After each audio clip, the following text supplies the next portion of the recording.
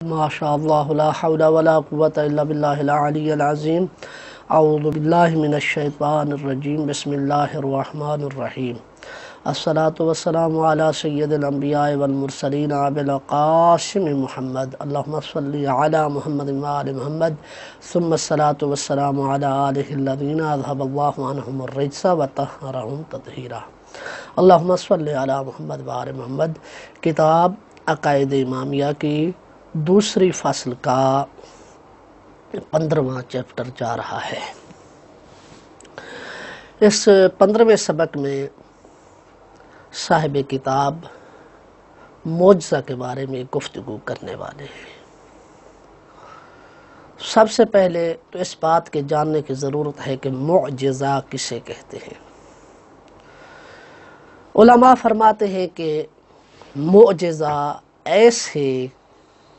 خارق العادت کام کو کہا جاتا ہے، یعنی ایسے کام کو کہا جاتا ہے جو عادت سے ہٹ کر ہو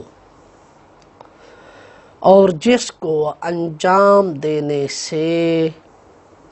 اس زمانے کے لوگ عاجز ہوں، اسے معجزہ کہتے ہیں۔ معجزہ یعنی لوگوں کی عقلوں کو حیران کر دینے والا کام۔ جس طرح کہ جناب رسول خدا صلی اللہ علیہ وآلہ وسلم سے جب نبوت کی دلیل مانگی گئی کہ آپ کے پاس کیا دلیل ہے کہ آپ اللہ کے سچے نبی ہیں، تو جناب رسول خدا نے چاند کے 2 ٹکڑے کیے۔ لوگ 1400 سال گزر جانے کے بعد چاند تک تو پہنچ گئے مگر چاند کے 2 ٹکڑے نہ کر سکے۔ اسی طریقے سے جناب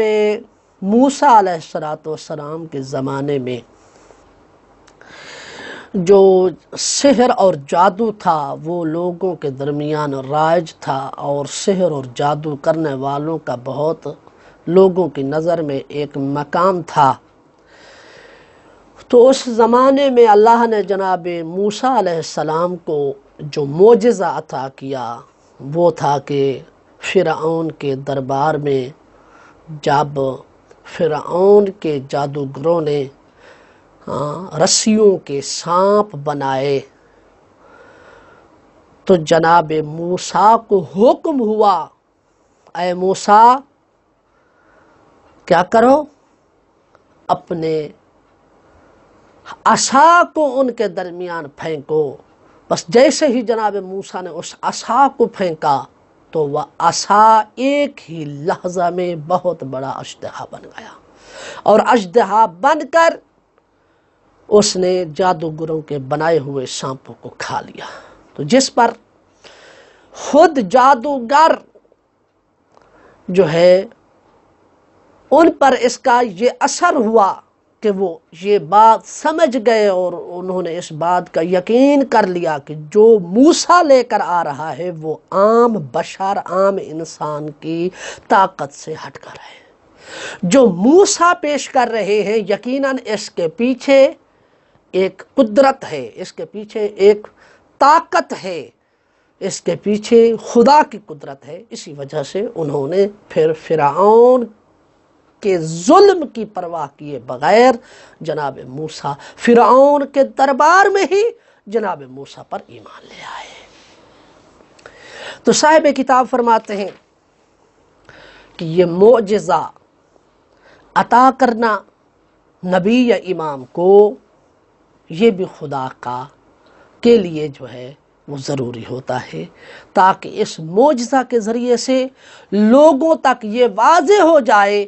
کہ یہ نبی اور امام اللہ کا نمائندہ ہے، خود دعوے دار نہیں۔ عقیدتنا فی معجزۃ الانبیاء، ہمارا عقیدہ انبیاء کے معجزہ کے بارے میں۔ نعتقد، ہم شیعہ خیر البریہ یہ اعتقاد رکھتے ہیں، ان اللہ تعالی اذا ينسب لخلقہ ہادیا ورسولا، کہتے ہیں کہ اللہ سبحانہ و تعالی جب بھی اپنی مخلوق کے لیے کسی کو ہادی اور مرشد قرار دیتا ہے، رسول قرار دیتا ہے، لا بد ان یعرفہم بشخصہ، تو پھر ضروری ہے کہ خداوند عالم اس کی شخصیت کا لوگوں میں تعارف کروائے، وَيُرْشِدُهُمْ إِلَيْهِ بِالْخُصُوصِ عَلَى وَجْهِ التَّعْیِینِ، اور تعیین کی بنا پر معین کر کے خداوند متعال لوگوں کی اس کی طرف رہنمائی کرے۔ اب یہ تعیین کیسے ہوگی؟ کیسے پتہ چلے گا کہ واقعا یہ اللہ کا نمائندہ ہے، یہ اللہ کی طرف سے بھیجا ہوا ہادی ہے، رسول ہے، نبی ہے، امام ہے؟ وَذَلِكَ مُنْحَصِرٌ بِأَنْ يُنْسِبَ عَلَى رِسَالَتِهِ دَلِيلًا وَحُجَّةً يُقِيمُهَا لَهُمْ إِتْمَامًا لِلْلُطْفِ وَاسْتِكْمَالًا لِلرَّحْمَةِ۔ فرماتے ہیں کہ اللہ سبحانہ و تعالی لوگوں کی رہنمائی کرے اپنے نمائندے کے معین کرنے میں، وَذَلِكَ مُنْحَصِرٌ، اور یہ بات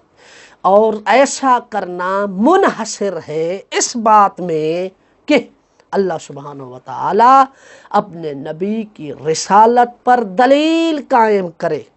حجت قائم کرے، یقیمھا لہم،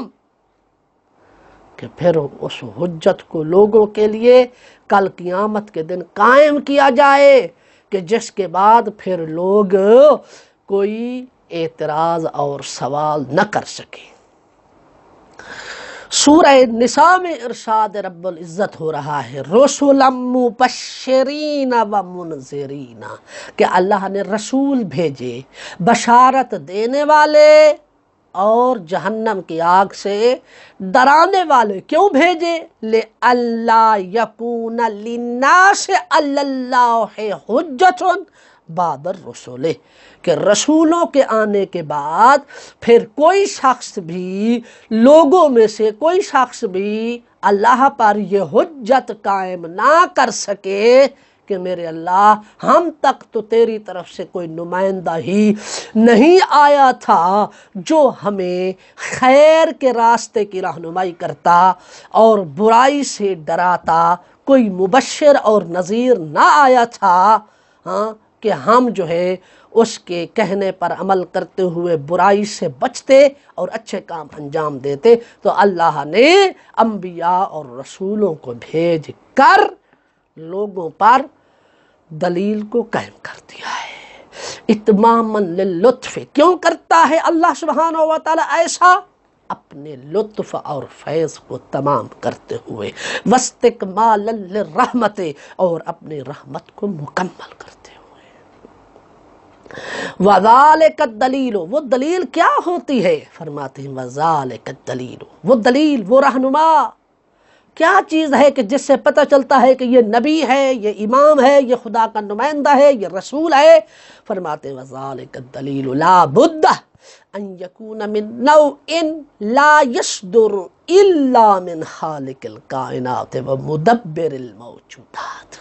فرماتے ہیں وہ دلیل ایسی ہونی چاہیے، وہ وَذَلِكَ الدَّلِيلُ، اور وہ جو دلیل ہوتی ہے ضروری ہے کہ وہ ایسی قسم کی ہو کہ جو سوائے خالق کائنات اور مدبر کائنات کے کسی سے صادر نہیں ہو سکتی، یعنی فوق مستوی مقدور البشر، وہ بشر کی طاقت سے بڑھ کر ہوا کرتی ہے، یعنی جس پر بھی بشر کا اطلاق ہوتا ہے وہ کام کرنے سے، وہ ایسا کام کرنے سے عاجز رہتا ہے۔ تو اس سے پتہ چلتا ہے کہ یہ اللہ کی طرف سے صادر ہونے والی ہے، کہ جسے اللہ نے اپنے نبی کے ہاتھ پر جاری کیا ہے۔ فَيُجْرِيهَ عَلَى يَدَيْ ذَلِكَ الرَّسُولِ الْهَادِي، بس اللہ سبحانہ و تعالی اس شے کو اپنے اس رسول کے ہاتھوں پر جاری کرتے ہیں کہ جسے ہادی بنا کر بھیجتا ہے لوگوں میں، لِیَکُونَ مُعَرِّفًا بِهِ وَمُرْشِدًا إِلَیْهِ، تاکہ اس کے ذریعے سے، یعنی وہ جسے ہم معجزہ کہتے ہیں، تاکہ اس کے ذریعے سے وہ رسول لوگوں کو خدا کی پہچان کرانے والا بن جائے، وَمُرْشِدًا إِلَیْهِ، ہاں، اور خدا کی طرف رہنمائی کرنے والا ہو جائے۔ وَذَلِكَ الدَّلِيلُ هُوَ الْمُسَمَّى بِالْمُعْجِزِ أَوِ الْمُعْجِزَةِ، اس دلیل کا نام کیا ہے؟ معجز یا معجزہ ہوتا ہے، اور جو معجزہ لے کر آتا ہے اسے معجز نما کہتے ہیں، لِأَنَّهُ يَكُونُ عَلَى وَجْهٍ، اس لیے کہ وہ شے اس طریقے پر ہوا کرتی ہے، يَعْجُزُ الْبَشَرُ عَنْ مُجَارَاتِهِ وَالْإِتْيَانِ بِمِثْلِهِ، کہ ان دنیا کے لوگ اس کو اپنے ہاتھوں پر جاری کرنے سے عاجز رہتے ہیں، وَالْإِتْيَانِ بِمِثْلِهِ، اور لوگ اس کی طرح، اس کی مثل، اس طرح کی شے لانے سے کیا ہوتے ہیں؟ عاجز ہو جاتے ہیں۔ اسی وجہ سے اس دلیل اور اس رہنما کو کہ جو نبی کی تعین کرتی ہے اسے معجزہ کہا جاتا ہے۔ وَكَمَا لَا بُدَّ لِلنَّبِيِّ مِن مُعْجِزَةٍ، یہی تو وجہ ہے کہ ضروری ہے نبی کے لیے ایک معجزہ کا ہونا، یظہر بہا للناس، کہ جس کے ذریعے سے، جس معجزہ کے ذریعے سے وہ لوگوں پر اپنا اظہار کرے کہ میں اللہ کا نمائندہ ہوں، لِإِقَامَةِ الْحُجَّةِ إِلَيْهِمْ، تاکہ ان پر دلیل قائم ہو جائے، ان پر حجت قائم ہو جائے کہ ہم نے اس نبی اور امام کی بات ماننی ہے اور اس پر عمل کرنا ہے، بس اور بس۔ فَلَا بُدَّ أَن تَكُونَ تِلْكَ الْمُعْجِزَةُ ظَاهِرَةَ الْإِعْجَازِ بَيْنَ النَّاسِ، فرماتے ہیں ضروری ہے کہ وہ معجزہ لوگوں کے درمیان اس طرح ظاہری طور پر وہ معجزہ ہو، اس طرح لوگوں کو حیران کرنے والا ہو، عَلَى وَجْهٍ يَعْجُزُ عَنْهَا الْعُلَمَاءُ وَأَهْلُ الْفَنِّ فِي وَقْتِهِ، کہ اس وقت کے جو اہل فن ہوں اس کام میں، اور اس وقت کے جو اس فن کے علماء ہوں وہ بھی اس کام کو انجام دینے سے عاجز رہیں، فضلاً عن غیرہم من سائر الناس، چہ جائے کہ عام لوگ جو نہ علماء ہیں اور نہ ہی اس فن کے ماہر ہیں، صحیح، ان سب پر، چاہے وہ علماء ہوں اس فن کے وہ ماہر ہوں، وہ سب کے سب اس کام کو انجام دینے سے عاجز رہیں، صحیح، تو اسے معجزہ کہتے ہیں، اور لوگوں پر یہ بات واضح ہو جاتی ہے کہ ہم نے اس نبی اور امام کی بات ماننی ہے، کیونکہ یہ عادی انسان نہیں ہے بلکہ اللہ کی طرف سے بھیجا ہوا ہے۔ اچھا، معجزہ کب کہا جائے گا؟ ما اقتران تلک المعجزۃ بدعوی النبوۃ منہ، ساتھ اس کے، ایک تو وہ نبی اور امام معجزہ بھی دکھایا، اور اس کے ساتھ ساتھ وہ معجزہ جو ہے وہ ملا ہوا ہو دعوی نبوت کے ساتھ، کہ نبوت کا دعویٰ بھی ہو اور پھر وہ ایسا کام کر کے دکھائے، صحیح، لِتَكُونَ دَلِيلًا عَلَى مُدَّعَاهُ، تاکہ وہ کام جو ہے وہ اس کے دعویٰ پر دلیل بن جائے کہ میں نبی ہوں۔ نبی ہونے کی دلیل کیا ہے؟ کہ میرے پاس یہ معجزہ موجود ہے، وَحُجَّةً بَيْنَ يَدَيْهِ، اور وہ کیا بن جائے؟ وہ اس کے لیے حجت اور دلیل بن جائے۔ فَإِذَا عَجَزَ عَنْهَا أَمْثَالُ أُولَئِكَ، کیونکہ جب اس فَإِذَا عَجَزَ عَنْهَا أَمْثَالُ أُولَئِكَ، کہتے ہیں جب اس قسم یعنی معجزہ کو انجام دینے سے عاجز آ جائیں گے اس قسم کے لوگ کہ جو اس فن کے ماہر تھے، جو اس فن کے عالم تھے، جب وہ عاجز آ جائیں گے اسے انجام دینے سے، علماء، تو اس سے علم ہو جائے گا اس بات کا انہا فوق مقدور البشر وخارقۃ للعادہ، کہ یہ کام جو ہے یہ بشر کی طاقت سے بڑھ کر ہے اور یہ عادت سے ہٹ کر ہے۔ فَيُعْلَمُ، تو پس اس سے معلوم ہوگا، علم ہو جائے گا، ان صاحبہا فوق مستوی البشر، کہ اس معجزے کا جو صاحب ہے، جس کے ہاتھ میں یہ معجزہ ہے، فوق مستوی البشر، اس کا بشر کے درجے سے بڑھ کر درجہ ہے، یعنی یہ ہم جیسا نہیں ہے۔ بما لہ من ذالک الاتصال الروحی بمدبر الکائنات، اس طرح کہ یہ وہ شخصیت ہے معجز نما، یعنی معجزہ دکھانے والی، یہ وہ شخصیت ہے کہ جس کا ایک روحانی رابطہ ہے مدبر الکائنات، کائنات کے مدبر اور خالق کے ساتھ۔ وَإِذَا تَمَّ ذَلِكَ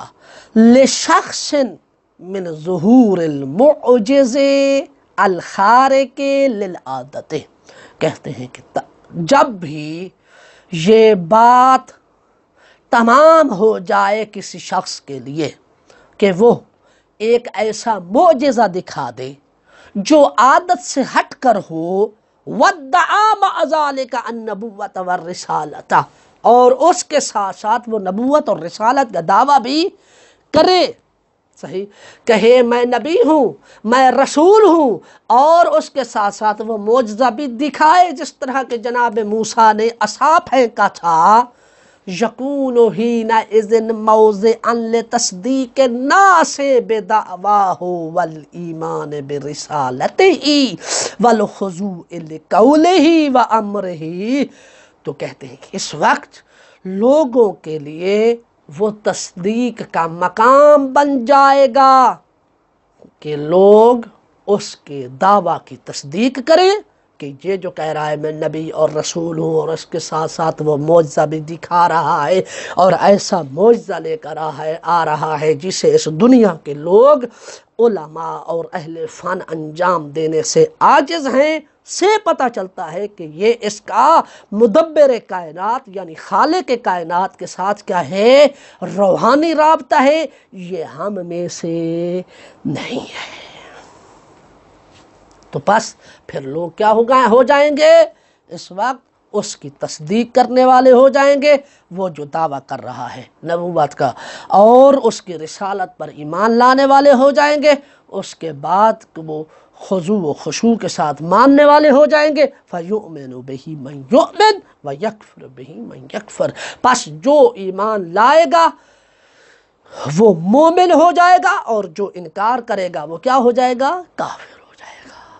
کہتے ہیں کہ یہ کیوں کیا اللہ نے، تاکہ کوئی ایرا وغیرہ کھڑا ہو کر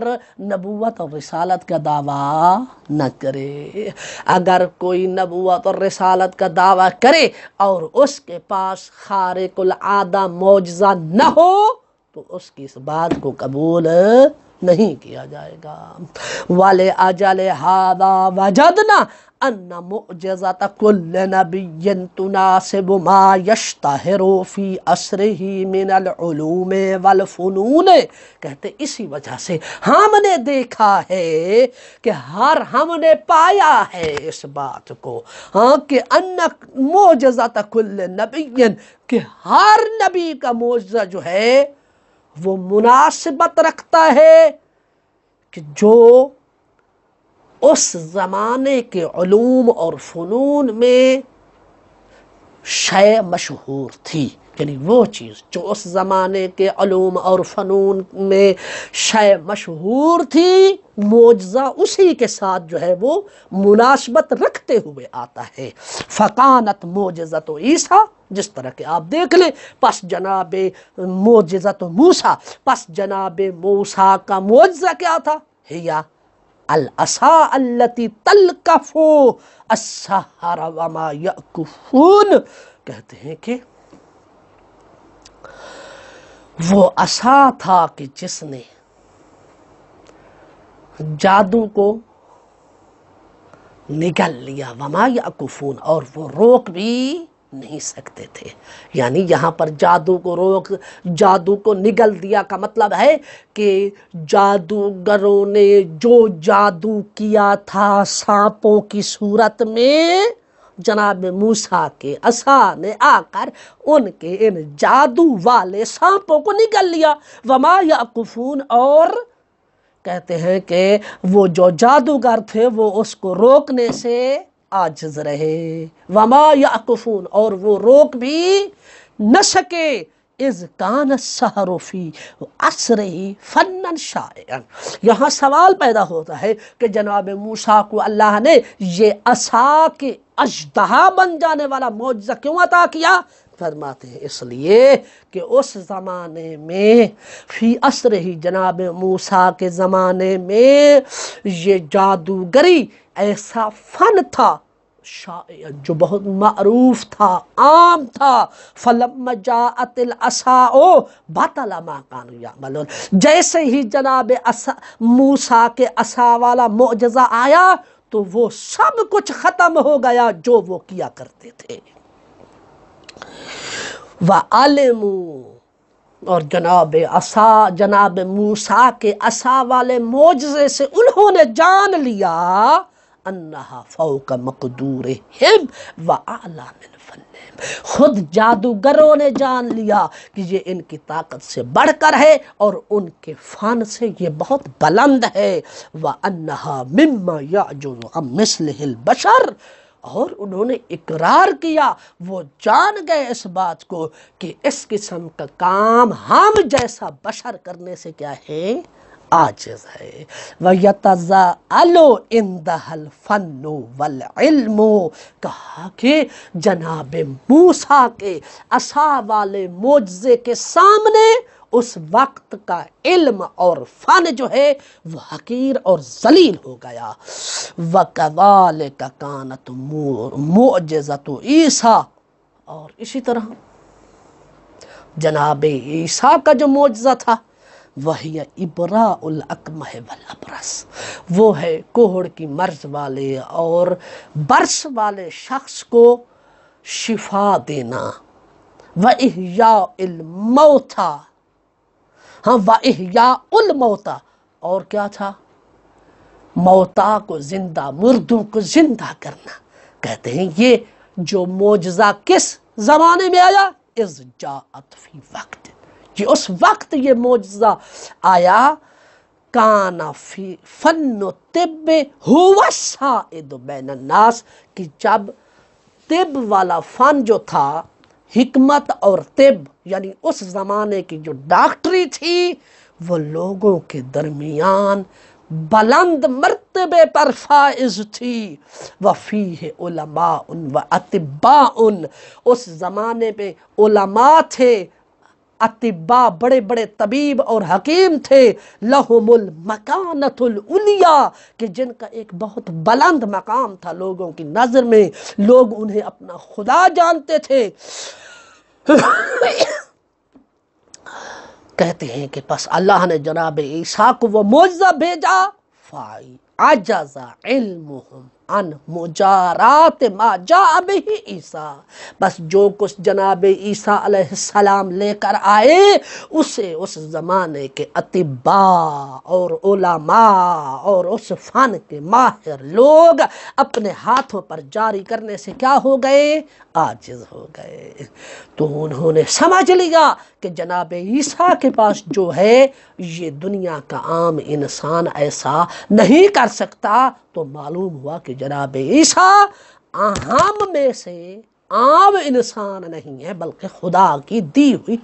طاقت کے ذریعے سے سب کچھ کر رہے ہیں، اور یہ خدا کے نمائندے اور خدا کے نبی اور رسول ہیں۔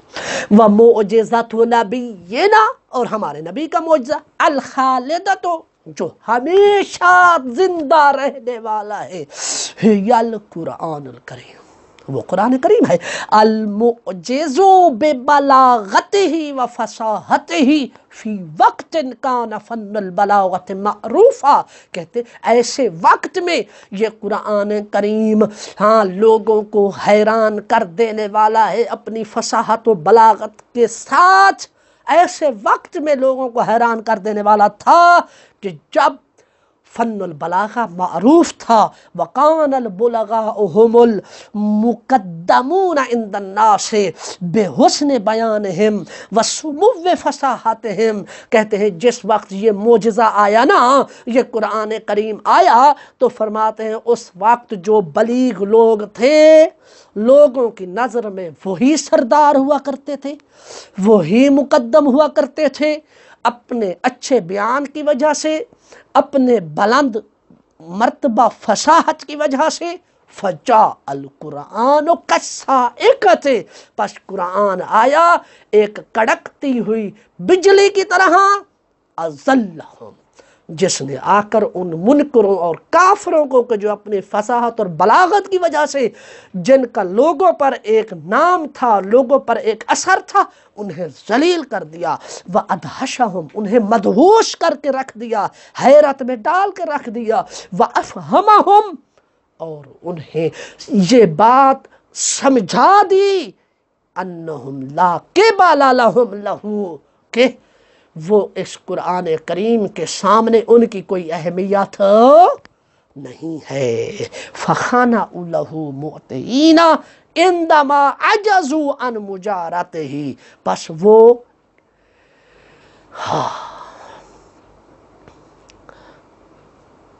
جب وہ قرآن کریم کو یعنی عِنْدَمَا عَجَزُوا عَنْ مُجَارَتِهِ، جب وہ قرآن کریم جیسی آیہ کریمہ یعنی عندما عجزوا عن مجاراتہ، جب وہ قرآن کریم جیسی کلام جاری کرنے سے عاجز آ گئے تو پھر ذلیل و خوار ہو کر گر پڑے، وَقَشَرُوا عَنِ اللِّحَاقِ بِغُبَارِهِ، اور وہ قاصر رہے کہ وہ قرآن کے غبار کے ساتھ بھی ملحق ہو سکے، یعنی قرآن کا جو غبار ہے اس کے ساتھ بھی ملحق نہیں ہو سکتے، اس کے ساتھ بھی ملحق ہونے سے قاصر ہے، جائے کہ قرآن کریم کی کوئی ایک آیت قرآن کے غبار کے ساتھ بھی وہ ملحق ہونے سے قاصر رہے، وَيَدُلُّ عَلَىٰ عَجْزِهِمْ أَنَّهُ تَحَدَّاهُمْ بِإِتْيَانِ عَشْرِ صُوَرٍ مِثْلِهِ، ان کے عجز پر یہ واضح دلیل ہے کہ انہ تحداہم، کہ قرآن کریم نے چیلنج کیا انہیں، بِإِتْيَانِ عَشْرِ صُوَرٍ مِثْلِهِ، کہ وہ اس قرآن کی 10 صورتوں کی طرح کچھ لے کر آئیں، فَلَمْ يَقْدِرُوا، نہیں لا سکے، ثُمَّ تَحَدَّاهُمْ أَنْ يَأْتُوا بِسُورَةٍ مِّن مِثْلِهِ، پھر قرآن نے چیلنج کیا کہ ایک صورت لے کر آؤ، فَنَقَصُوا، پس انہیں پچھلے پاؤں لوٹنا پڑا، نہ لا سکے، وَلَمَّا عَلِمْنَا عَجْزَهُمْ عَنْ مُجَارَتِهِ مَعَ تَحَدِّيهِ لَهُمْ، اور جب ہم نے جان لیا کہ وہ قرآن جیسی فصاحت و بلاغت کو